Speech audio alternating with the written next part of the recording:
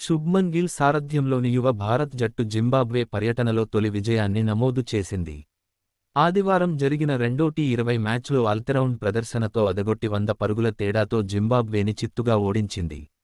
తొలుత బ్యాటింగ్లో 234/2 పరుగులు చేసిన టీమిండియా ఆ తర్వాత జింబాబ్వేను 18.4 ఓవర్లలో 134 పరుగులకు కుప్పకూల్చింది. కాగా శనివారం జరిగిన సిరీస్ ఆరంభ మ్యాచ్లో జింబాబ్వే 13 పరుగుల తేడాతో గెలిచింది. ఈ విజయంతో 5 మ్యాచ్ల టీ20 సిరీస్లో 2 మ్యాచ్లు ముగిసేసరికి భారత్, జింబాబ్వేలు 1-1తో నిలిచాయి. ఈ మ్యాచ్లో తొలుత బ్యాటింగ్ చేసిన భారత్ భారీ స్కోరు నమోదు చేసింది.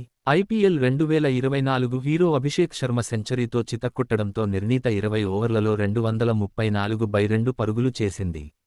రుతురాజ్ గైక్వాడ్ 47 బంతుల్లో 77 రన్స్, రింకు సింగ్ 22 బంతుల్లో 48 రన్స్,